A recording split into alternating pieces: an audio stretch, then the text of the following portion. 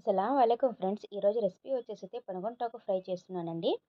ముందుగా అయితే దానికోసం అయితే కందిపప్పు తీసుకొని ఒక 2 టేబుల్ స్పూన్స్ యాడ్ చేసుకొని ఇదైతే మెత్తగా అయితే ఉడికించేసుకోవాలా. మరి ఓవర్‌గా ఉడికించుకోకూడదండి.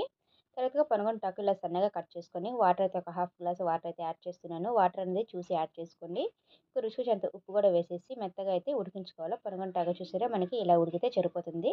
ఇంకా పోపు అయితే పెట్టుకుందాము. ఒక ప్యాన్ పెట్టుకొని దాంట్లో కొంచెం ఆయిల్ యాడ్ చేసి కొంచెము ఆవాలు, వెల్లుల్లి, కొంచెము కరివేపాకు, కొంచెము ఎండుమిర్చి కూడా యాడ్ చేసుకొని మొత్తం ఒకసారి బాగా ఫ్రై చేసేసుకోవాలా.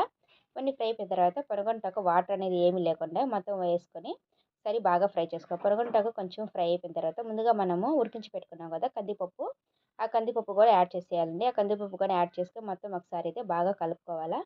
ఇవన్నీ మొత్తం బాగా ఫ్రై అయిపోయిన తర్వాత ఇంకా ఫైనల్‌గా కొంచెం మన ఇంట్లో తాలింపు పౌడర్ ఉంటది కదండీ! అది కూడా యాడ్ చేసేసి ఫ్రై చేసేసుకోవడమే. మన ఛానల్‌ని ఎవరైనా ఫస్ట్ టైమ్ చూస్తుంటే సబ్స్క్రైబ్ చేసుకోండి ఫ్రెండ్స్. అలాగే లైక్ కూడా చేయండి ఫ్రెండ్స్.